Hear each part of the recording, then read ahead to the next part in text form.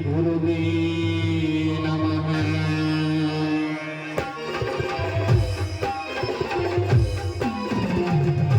ವರ ನೀಡು ಬಸವಣ್ಣ ದೇವ ಸ್ವಾಮಿ, ವರ ನೀಡು ಬಸವಣ್ಣ ದೇವ, ವರ ನೀಡು ಬಸವಣ್ಣ ದೇವ ಸ್ವಾಮಿ, ವರ ನೀಡು ಬಸವಣ್ಣ ದೇವ.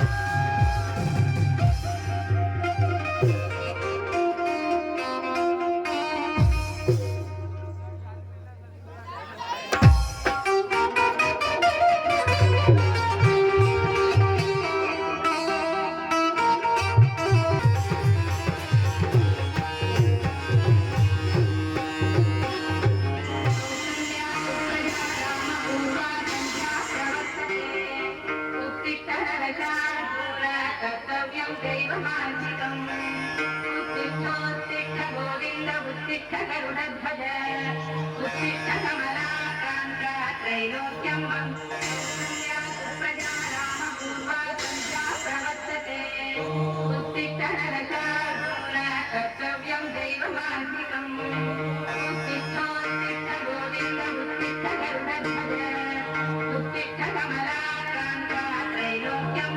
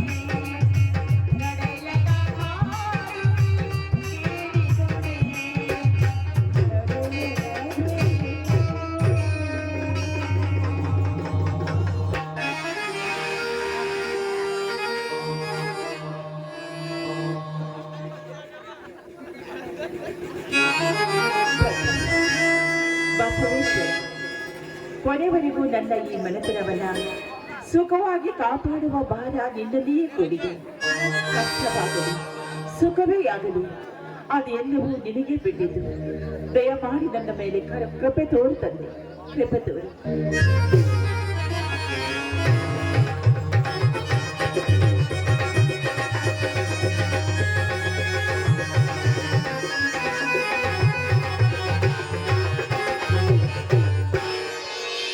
ಶಾಂತ, ಕೃಷ್ಣಾ ನದಿಯ ಪವಿತ್ರ ನದಿ ನೀರಿಂದ ಈ ತಾಯಿಯ ಶ್ರೀ ಚರಣ ಕಮಲ ತೊಳೆದು ಪೂಜಿಸಿ ನಿಂತಲಾದೆಯ?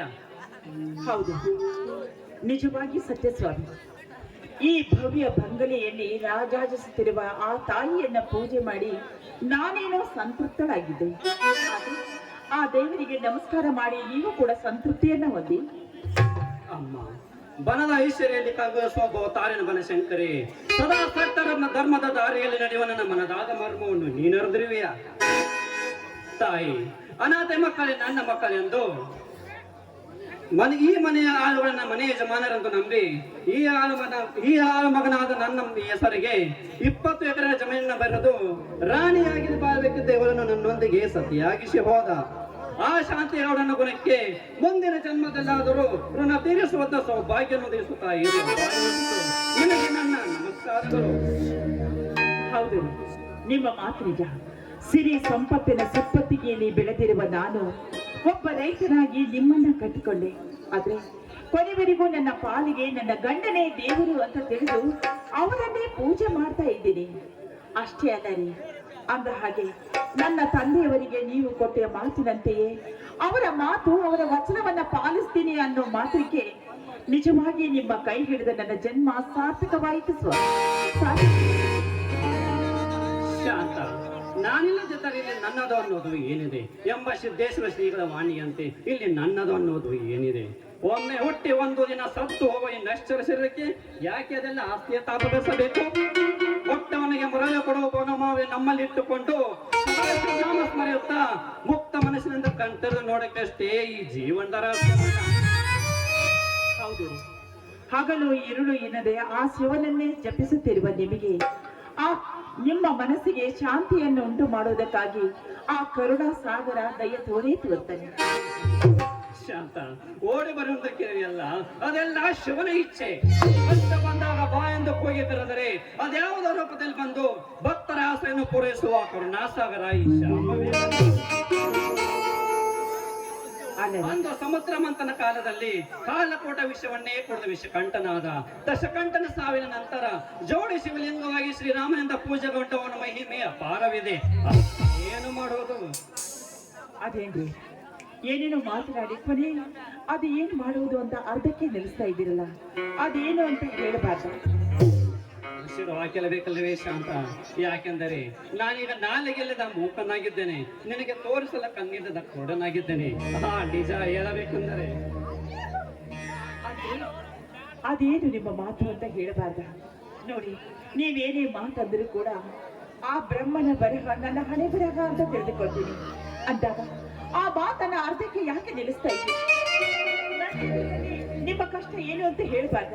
ಯಾಕೆ ನಾನು ನಿಮ್ಮ ಅರ್ಧಾಂಗಿ ಅಲ್ಲಿವೇನ್ರಿ?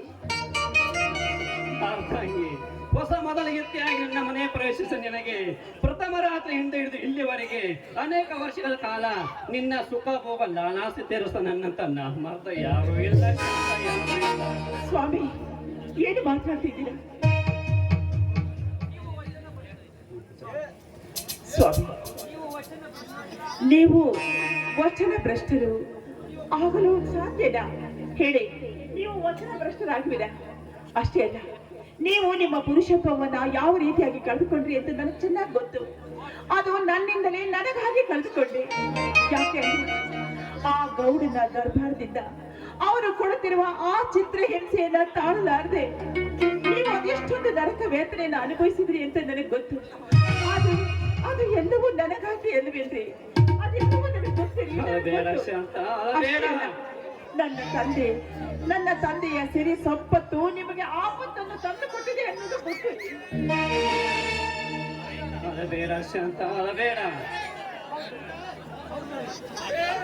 ಹೌದು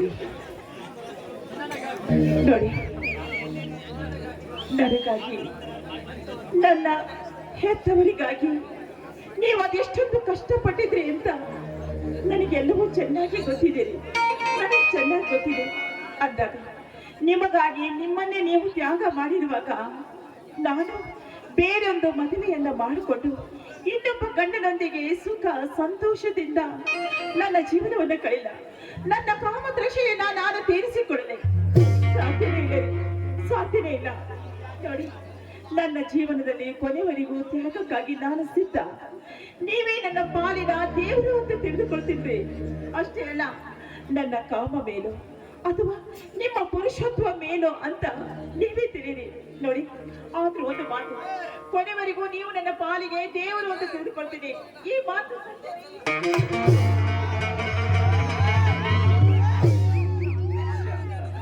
ಎಂತ ಕಠೋರವಾದ ಮಾತು ನಡುತ್ತೆ ನೀನು. ಇದು ಕಲಿಕೆಯ ಕಾಲ, ಮಾತು ಮರೆತು ಹೋಗುವ ಕಾಲ. ಈ ಕಲಿಕಾಲದಲ್ಲಿ ತನ್ನ ಮಗಳನ್ನೇ ಕಾಮದ ರೂಪದಲ್ಲಿ ನೋಡುವ ಈ ಕಲಿಕಾಲದಲ್ಲಿ ಅದು ನಿನ್ನಿಂದ ಸಾಧ್ಯವೇ? ನೋಡಿ, ಅಸಾಧ್ಯವಾದದನ್ನ ಸಾಧಿಸಿ ತೋರಿಸೋಳೆ ಈ ಗರತಿ. ಈ ಮಾತಿಗೆ ಆ ಶಿವನೇ ಸಾಕ್ಷಿ, ಆ ಪಾರ್ವತಿಯೇ ಸಾಕ್ಷಿ, ಆ ಆಂಜನೇಯನ ಸಾಕ್ಷಿಯಾಗಿಯೇ ಸತ್ಯ. ಹಾಗಾದರೆ ಈ ನನ್ನ ಮಾನಸಿಕ ಪುರುಷತ್ವ ಸುಧಾರಿಸುವವರೆಗೆ ಈ ವಿಷಯ ಇಬ್ಬರು ಬಿಟ್ಟು ಬೇರೆ ಯಾರಿಗೂ ಗೊತ್ತಾಗಬಾರದು. ಯಾಕೆಂದರೆ ಪರಸ್ತ್ರೀಯರನ್ನು ತಮ್ಮ ಕಾಮ ಚಕ್ಷುನೊಂದು ವೀಕ್ಷಿಸುವ ಅಸುರ ಸಮಾಜದಲ್ಲಿ ಈ ನನ್ನ ಶೃಂಗಾರವಾದ ಶೀಲಕ್ಕೆ ಬಂಗಾರದ ಬೆಲೆ ತೆರಬೇಕೆಂದರೆ ನೀನು ಸುರ ಸೌಭಾಗ್ಯದ ಕನಿಯಾಗಿ ಅಸುರ ಮಾಂಗಲ್ಯದ ಸುಮಂಗಲಿಯಾಗಿ ಬಾಳುವನೆಂದು ನನಗೆ ಮಾತು ಕೊಡಿಸಿ ಅಂತ ನನಗೆ ಮಾತು ಕೊಡು. ಸತ್ಯವಾದ ಮಾತನ್ನೇ ಹೇಳಿದ್ರಿ. ನೋಡಿ, ಹಿಂದೆ ಆ ಸತ್ಯವಾದದ ಹೆಂಡತಿ ತನ್ನ ಸೊತ್ತ ಗಂಡನ ಪ್ರಾಣವನ್ನ ಕೊಟ್ಟಳು. ಅದೇ ರೀತಿಯಾಗಿ ನಾನು ಕೂಡ ಕೊನೆವರೆಗೂ ನನ್ನ ಈ ಗರತಿತನವನ್ನ ಎತ್ತಿ ತೋರಿಸುತ್ತಿದ್ದೆ. ಇದೇ ಈ ಶಾಂತಳ ಮಾತು. ನೋಡಿ, ನನ್ನ ಮಾತನ್ನ ನಿಜವಾಗಿ ಪಾಲಿಸ್ತೀನಿ ಅಂತ ಮತ್ತೊಮ್ಮೆ ನಿಮ್ಮ ಪಾದವನ್ನು ಮುಟ್ಟಿ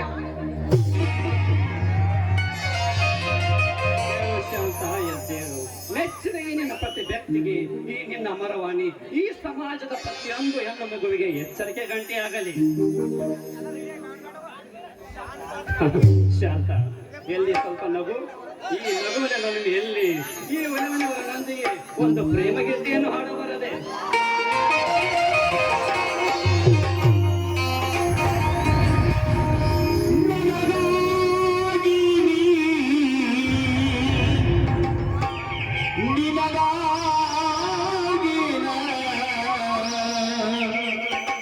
ಕೊನೆವರೆಗೆ ಬದುಕಬೇಕು ನನ್ನದೇ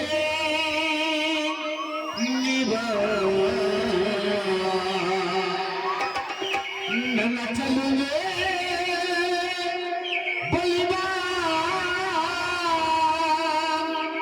ಬಲಿ ಬಂದು ಸಿಹಿ ಮುದ್ದು ನೀಡು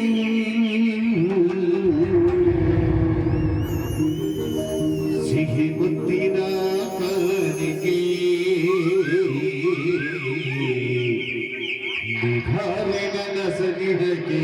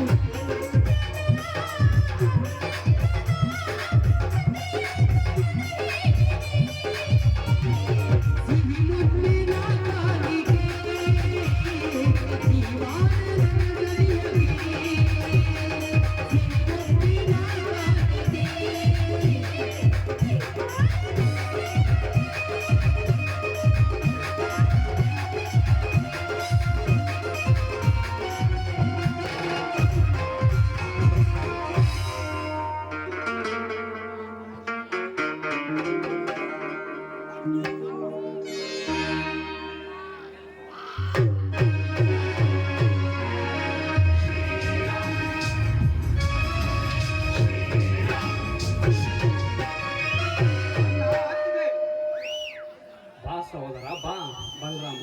ಈ ಹೊತ್ತಿನವರೆಗೆ ಊಟ ಉಪಚಾರವರೆಗೆ ಎಲ್ಲಿಗೆ ಹೋಗಿದ್ದೀವೋ? ಹೊಲಕ್ಕೆ ಹೋಗಿದ್ದೇನಪ್ಪ. ಹೌದನ್ನ ಕರೆಂಟ್ ಹೊಲಕ್ಕೆ ಹೋಗಿದೆ. ಕರೆಂಟ್ ಹೋದ ತಕ್ಷಣ ನೀರು ಹಾಯಿಸೋದು ಬಿಟ್ಟು ಒಂದು ತಾಸಿನ ಹಿಂದೆ ಬಂದೆ. ಆದ್ರೆ ನಾವು ಬರೋ ಅಷ್ಟರಲ್ಲಿ ಊರ ಅಗಸಿಯ ಮುಂದೆ ದೊಡ್ಡ ಕುಸ್ತಿ ಕಳನ ಏರ್ಪಡಿಸಿರಣ್ಣ, ದೊಡ್ಡ ಕುಸ್ತಿ ಕಳನ ಏರ್ಪಡಿಸಿರ. ಆ ಕುಸ್ತಿ ಕಣಕ್ಕೆ ನೀನ್ ಇಳಿದೇನಪ್ಪ? ಹೌದೈತೆ, ಕಡೆ ಕುಸ್ತಿ ಗೆದ್ದೆ ಇಟ್ಟಿದೆ. ಆ ಕದನದಲ್ಲಿ ಕಡೆ ಗಡಿ ನೋಡಿ ನನ್ನ ಮೈಯೆಲ್ಲ ರೋಮಾಂಚನಗೊಂಡು ಹನುಮನ ಶಕ್ತಿ ನನ್ನ ಮೈಯಲ್ಲಿ ಆವರಿಸಿಕೊಂಡು ನೀವು ಉಣಿಸಿದ ಕೈ ತುತ್ತು ರಕ್ತ ಕೂಯಿತಮ್ಮ ಕೂಯಿತು. ಕಡೆಗೆ ತೆಗೆದು ಬಂಗಾರದ ಕಡೆ ಕೇಳಂದು ಬಂಗಾರದ ಕಡೆ ಕೇಳಂದು. ಅಂದ್ರೆ ಆ ಗೌಡನ ಕಣದಲ್ಲಿ ನೀನ್ ಯಾಕೆ ಕುಸ್ತಿಗಾಗಿ ಹೋಗ್ಬೇಕಾಗಿತ್ತು? ನೀನ್ ಯಾಕಪ್ಪ ಹಿಡಿದೆ? ಅಲ್ಲಪ್ಪ ಬಲರಾಮ, ನನಗೆ ತಿಳಿಯದೆ ಈ ಊರಲ್ಲಿ ಕುಸ್ತಿ ಏರ್ಪಡಿಸೋದೇನಪ್ಪ? ಹೌದನ್ನ, ಊರಿಗೆ ದೊಡ್ಡವನಾದ ಸಿದ್ದೇಗೌಡ ಏರ್ಪಡಿಸಿದ್ದನ್ನ. ಆ ಕಣದಲ್ಲಿ ಆ ಕರಿಯನೇ ನನ್ನ ಕೊನೆಯ ಪಂದ್ಯದ ಗಡಿಯಾಗಿ ನಿಂತಿದ್ದನ್ನ. ಬಲರಾಮ, ಏನದು ನಿನ್ನ ನಿಗೂಢ ರಹಸ್ಯದ ನಡೆ? ಏನದು ಬೇಗ ಹೇಳು. ಜಿಲ್ಲಾ ಪಂಚಾಯತಿ ಚುನಾವಣೆ ಆಯೋಗದಾದ ಆ ಸಿದ್ದೇಗೌಡ ಎಲ್ಲ ಸುತ್ತಮುತ್ತಲಿನ ಸೊಸೈಟಿ ಅಧ್ಯಕ್ಷರನ್ನು ಒಟ್ಟಿಗೆ ಕೂಡಿಸಿ ಅವರಿಗೆ ಜೀವ ಬೆದರಿಕೆ ಹಾಕಿ ಬಿಟ್ಟನನ್ನ. ಅಲ್ಲಿದ್ದ ಜನರು ಅದರಲ್ಲಿ ಒಬ್ಬ ಎದ್ದು ನಿಂತು, ಏನ್ರಿ ಗೌಡ್ರೆ, ಇದು ಪ್ರಜಾಪ್ರಭುತ್ವ, ಮಹಾರಾಜರ ಕಾಲವಲ್ಲ, ನಮ್ಮ ಮತ ನಮ್ಮ ಹಕ್ಕೆಂದು ಕೂಗಿ ಹೇಳಿದನು. ಅದಕ್ಕೆ ಆ ಸಿದ್ದನಗೌಡ ಸುಮ್ಮನಿದ್ದಾನೆ? ಇಲ್ಲಣ್ಣ ಇಲ್ಲ. ಆ ಕರೆಯಿಂದ ಅವರನ್ನು ಸಿಕ್ಕಾಪಟ್ಟೆ ಹೊಡಿಸಿ ಬಿಟ್ಟನನ್ನ. ಅಲ್ಲಿದ್ದ ಜನರು ಎಲ್ಲರೂ ಓಡೋಗಿ ಅಲ್ಲಿ ನಿಂತವನು ನಾನೊಬ್ಬನೇ ಅಣ್ಣ, ನಾನೊಬ್ಬನೇ. ಅಂದ್ರೆ ಆ ಕ್ರೂರಿಯ ಮುಂದೆ ಅವನ ಕಣದಲ್ಲಿ ನೀನ್ ಯಾಕೆ ಇಳಿದು ಕುಸ್ತಿ ಆಡಬೇಕಾಗಿತ್ತು? ಆತ ಕ್ರೂರಿ ಆದರೇನು, ರಾಜನ ದುರ್ಯೋಧನ ಆದರೇನು, ಗೌಡ ನನ್ನನ್ನು ನೋಡಿ ಏನು ಅಂದನು ಗೊತ್ತನ? ಬೀಜ ತಿರುವೆ ಆರಾಂಪುರ ರಾಮಲಿಂಗನ ತಮ್ಮರನ ಹೇಗೆ ಎದ್ದು ನಿಂತೆಲ್ಲ ನನ್ನ ಕರೆಯನ್ನು ಹೊಡೆಯಲಿಕ್ಕೆ. ಜಡ್ಡು ಹೊಡೆದು ನಿಮ್ಮಪ್ಪನಿಗೆ ನೀವು ಹುಟ್ಟಿದರೆ ನನ್ನ ಕರೆಯನ್ನು ಜೊತೆ ಕುಸ್ತಿ ಆಡು ಎಂದು ಕೂಜೆ. ಅಷ್ಟಕ್ಕೆ ನೀನ್ ಯಾಕೆ ಮೈದಿನ ಸುಮ್ಮನಾಗಿ ಬಿಟ್ಟೆ? ನೀನು ಕೂಡ ಆ ಗೌಡನಿಗೆ ಶೆಟ್ಟು ಹೊಡೆದು ನಾನು ನನ್ನ ಅಪ್ಪಗೆ ಹುಟ್ಟಿದ ಮಗನೇ ಅಂತ ಮೀಸಿ ತಿರುವಿ ಜಡ್ಡು ಹೊಡೆಯುವುದೇನತ್ತಿಗೆ ಅದೇ ಕ್ಷಣ ಮೀಸೆ ತಿರುವಿ ಆ ಕರೆಯನ್ನು ನನ್ನ ಹೆಗಲ ಮೇಲೆ ಹೊತ್ತುಕೊಂಡು ಊರಾಗಿಸಿಯ ಮುಂದೆ 10 ರೌಂಡ್ ಹಾಕಿ ಆ ಗೌಡನ ಕಾಲ ಕೈಗೆ ಹೋಗಿದ್ದು. ಅವನ ಎದೆ ಮೇಲೆ ಕಾಲಿಟ್ಟ ಕೇಕೆ ಹಾಕಿದಾಗ ಈ ರೈತನ ಗುಡುಗಿಗೆ ಆ ಧನಿಕನ ಹೃದಯ ನಿಂತು ಹೋಯ್ತಮ್ಮ, ನಿಂತು ಹೋಯ್ತು. ಇದನ್ನೆಲ್ಲ ಕೇಳಿದ್ರೆ ನನಗೆ ಯಾಕೋ ಭಯವಾಗ್ತಿದಲ್ವೇ? ಅಲ್ಲರಿ, ನೀನ್ ಯಾಕೆ ಇಷ್ಟೊಂದು ಭಯ ಪಟ್ಕೊಳ್ತೀರಾ ಅಂತ ನೋಡಿ. ಗೆದ್ದು ಬಂದವನು ನನ್ನ ಮೈದಿನ, ಇನ್ನು ಮುಂದೆ ಹೋರಾಡಬೇಕಾಗಿದ್ದು ನನ್ನ ಮೈದಿನೇ ಅಂದಾಗ ನೀವು ಯಾಕೆ ಅಷ್ಟೊಂದು ಭಯ ಪಡ್ತೀರಾ? ಅಷ್ಟೇ ಅಲ್ಲ, ಅವನು ಹೋರಾಡಿ ಅವನನ್ನ ಗೆಲ್ಲಲೇಬೇಕು. ನನ್ನ ತಂದೆ ತಾಯಿಗಳನ್ನ ಕೊಂದ ಸೇಡನ್ನ ನಾನು ತೀರ್ಸಿಕೊಳ್ಳಲೇಬೇಕು. ಮಾಡಿದವರಿಗೆ ಮಾಡಿ ತೋರಿಸಬೇಕೆಂಬ ಸುಭಾಷ್ ಚಂದ್ರ ಅವರ ಮಾತು, ಮಾಡು ಇಲ್ಲವೇ ಮಡಿ ಎಂಬ ಮಹಾತ್ಮ ಗಾಂಧಿ ಅವರ ಮಾತು ಸತ್ಯವಾಗಬೇಕಾದ್ರೆ ನನ್ನಂತ ಯುವ ಶಕ್ತಿಗಳು ಎದ್ದು ನಿಲ್ಲಲೇಬೇಕು. ಅವಾಗಲೇ ಇದು ರಾಮ ರಾಜ್ಯವಾಗುವುದನ್ನ ರಾಮ ರಾಜ್ಯವಾಗುವುದು.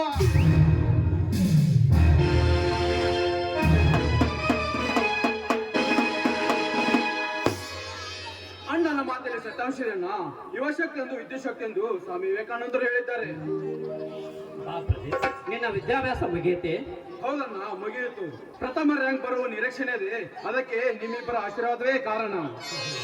ನಮ್ಮಿಬ್ಬರ ಆಶೀರ್ವಾದಕ್ಕಿಂತ ಈ ಮಹಾನ್ ಭಾವರ ಆಶೀರ್ವಾದ ದೊಡ್ಡದಿದೆ ತಮ್ಮ.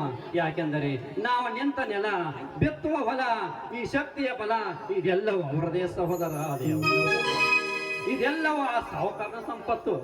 ಹೌದಣ್ಣ, ಪ್ರವೀಣರು ಪದೇ ಪದೇ ಅವರದೇ ಹೇಳುತ್ತಾರೆ. ಅವರು ನಿಮ್ಮತ್ತಿಗೆ ತಂದೆಯಂತೂ ಈ ನಾಡಿನ ದೇವರಾಗಿರ್ತಾರಣ್ಣ. ಹೌದಣ್ಣ? ಹೌದಪ್ಪ, ಸಮಯಕ್ಕನುಸಾರವಾಗಿ ಅವರು ಮಾಡಿದ ಮಹಾನ್ ಘನ ಕಾರ್ಯಗಳನ್ನು ನಿಮಗೆ ಮುಂದೊಂದು ದಿನ ಹೇಳ್ತೇನಂತೆ. ಅಂತವರ ಮಗಳಾದ ನನ್ನ ಅತ್ತಿಗೆ ಪುಣ್ಯವಂತೆಯೇ ಸರಿ. ಅದನ್ನು ನನ್ನ ಬಾಯಿಂದ ಹೇಳ್ಲಾರ್ರೆ. ಬನ್ನಿ, ಇದೇ ಆನಂದದಲ್ಲಿ ಒಂದು ಸಂತೋಷದ ಅನುಭವಿಸೋಣ.